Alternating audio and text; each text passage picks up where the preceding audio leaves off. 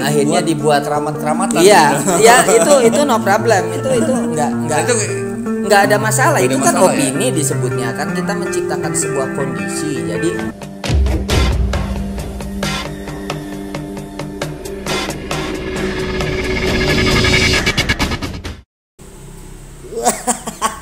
serius amat lah. Aduh, Mas Gimana? Ada apa nih? Wah, serius amat nih, lagi santai-santai tuh sampai aduh. Saya tuh lagi main medsos tuh ada baik namanya video yang aneh-aneh tuh. Gimana nih? Ini ada orang nebang pohon gede, Mas Soy. Di dalamnya tuh bukan cuma batang pohon tapi ada kayak semacam kendi gitu tuh. Banyak bisa Mas Soy. Coba lihat sebentar. Tuh, ya. Ini bisa begitu ya? Enggak, saya tuh bingungnya ini kan dari keterangan videonya di Afrika. Bahasa Afrika kan isin belum ngerti ya. Iya. Jadi coba menerka-nerka, nggak tahu ini pohon ajaib atau apa, nggak tahu lah karena kan informasinya nggak, ini video lama juga. Tapi sih sebentar. Kalau ini dari video sih ada kayak suara azan gitu ya. Ada suara azan gitu. Pernah lihat artikel-artikel sebelumnya tentang berita ini? Artikelnya cuma itu aja, heboh, pohon ditebang ditemukan banyak kendi-kendi kayak gitu tuh. Nah, maksudnya informasi lengkapnya nggak tahu juga sih. Baru lihat juga ini misalnya video lama, cuma pas scroll di medsos ya ada kayak gitu lagi gitu tuh. Nah, jadi sebenarnya gini, kalau kita lihat dari sisi cerita gitu kan ya, lihat dari sisi cerita. Jadi yang namanya itu kendi itu di Afrika itu Afrika Muslim ya. Afrika Muslim.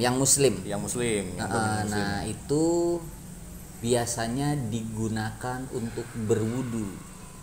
Nah, saya ini sebenarnya tahu nih cerita ini, cuman saya nggak terlalu dalam karena sebenarnya ini video lama banget dan saya tahu sedikit cerita tentang video tersebut. Jadi di Afrika itu ada masjid tertua di sana.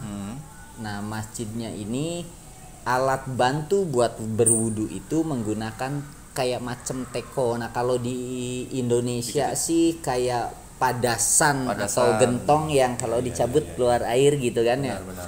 Nah, itu pakainya teko. Teko itu sering hilang. Sering hilang dan ketika diselidikin siapa yang nyurinya nggak ada yang tahu. Itu menurut berita ya. Pokoknya tiba-tiba hilang misterius ya, di masjid tersebut. Di masjid tersebut. Enggak di masjid-masjid, cuma di masjid itu aja. Cuma di masjid itu aja satu tempat. Kurun waktu berapa lama? Lebih dari 5 tahun. Kejadian itu berulang-ulang terus. Akhirnya ulama besar di Afrika tersebut memerintahkan kepada para jamaah di situ untuk menebang pohon yang paling besar. Karena di Afrika juga ada satu kepercayaan bahwa pohon-pohon besar itu adalah pohon-pohon leluhur yang banyak menyembah juga. Kalau di kita di Indonesia dikeramatkan gitu. Dikeramatkan kayak begitu. Akhirnya ditebanglah pohon tersebut seperti kayak di foto di video gitu kan. Nah, tadi kan ditebang, tiba-tiba keluar tuh teko kecil banyak gitu kan. Banyak. Ya kan enggak gede gitu kan. Tekonya juga cuman segini gitu kan. Benar. Nah, cuman ini secara logika teko segini apakah cukup untuk berwudu, itu yang paling pertama nih yang harus logika kita bermain gitu kan. Benar.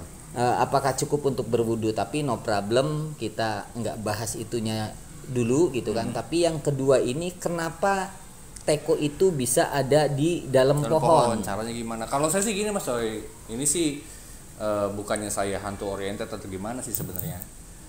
Kalau saya kan masih pakai nalar nih Mas Soy. Kalau saya sih meyakininya, apalagi kan komentar-komentar netizen tuh bilang kalau itu memang pohon yang punya cerita mistik Mas Roy gitu. Ya kalau perihal itu hanya Gusti Allah lah yang lebih tahu gitu kan.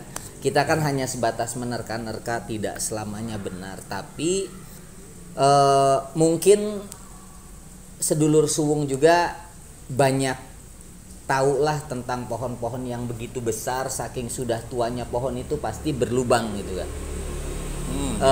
Kropos bagian dalamnya.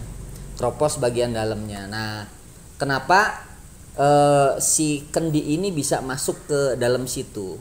Pasti ada yang naro masuk ke dalam situ, terkumpul, ada misi terselubung. Sebentar.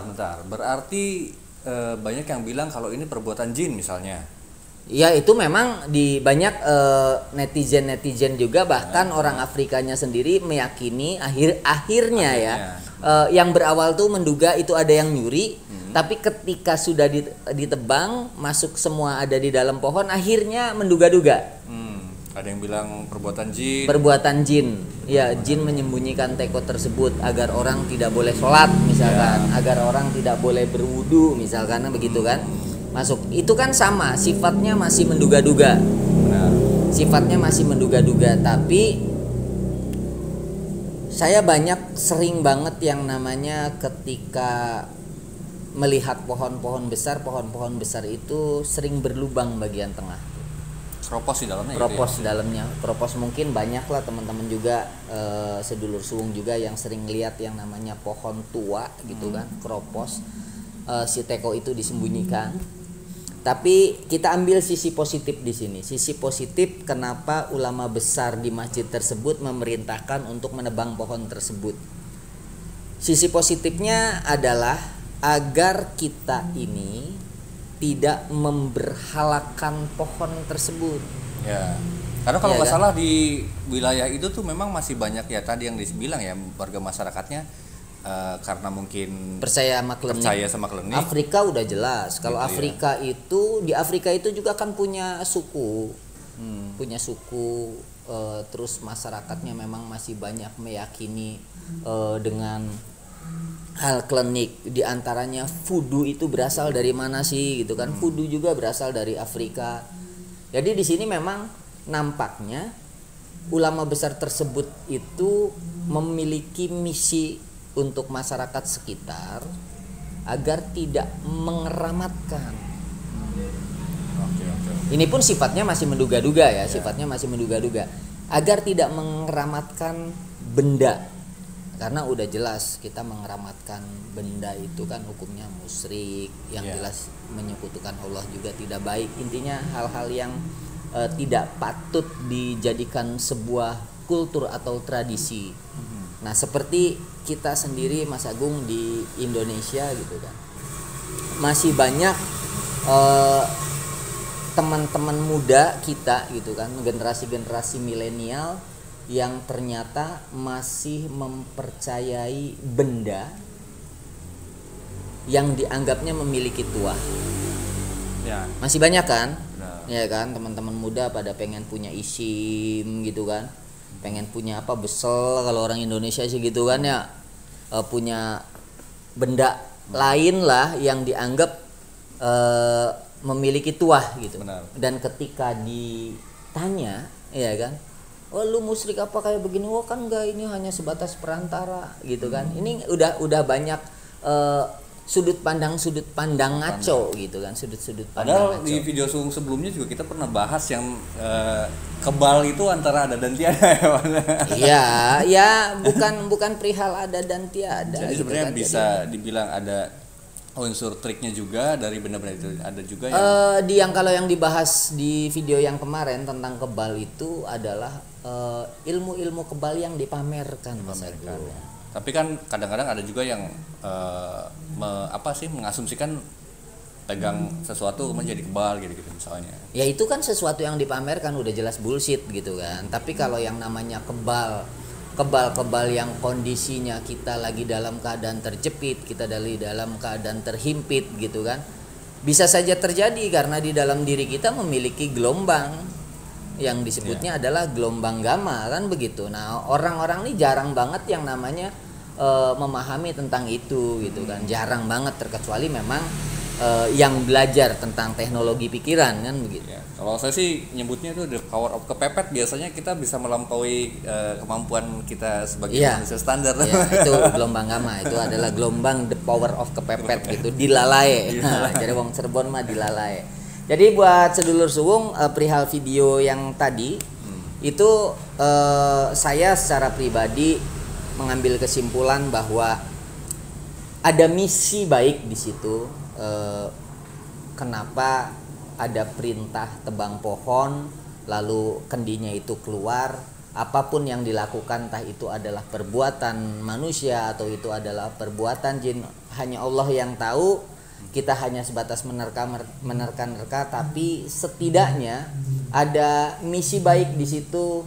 Misi baiknya apa? Agar kita tidak memberhalakan pohon, tidak memberhalakan benda selain Gusti Allah gitu kan. Tapi ada yang kebalik loh Mas sebenarnya. Jadi saya itu pernah di Cirebon, ada di daerah Cirebon bagian barat, mendekati lewat hampir mendekati perbatasan Majalengka lah, Cirebon Majalengka. Kalau di sana kebalik malah.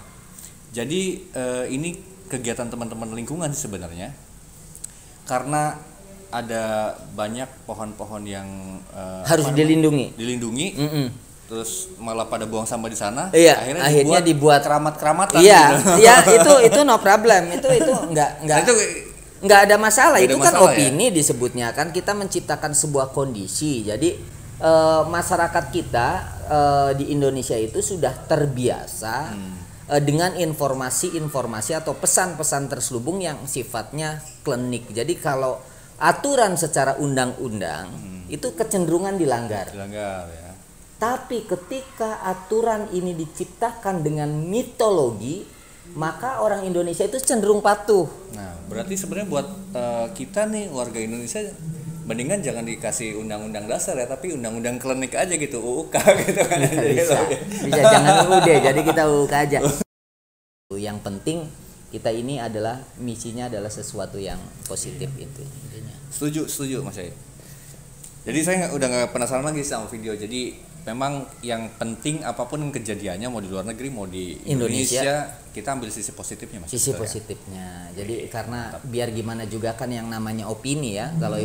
Kalau yang namanya opini itu kan tergantung sudut pandang kita menilainya dari sisi mana kan begitu. Sama mungkin di videonya Suwung juga ada yang menganggap ini video sampah gitu kan. Ada yang menganggap ini adalah sesuatu yang bermanfaat, tapi hakikatnya kita bagaimana caranya memberikan sesuatu yang manfaat buat orang-orang yang lihat video Suwung. Intinya kan begitu Mas Agung.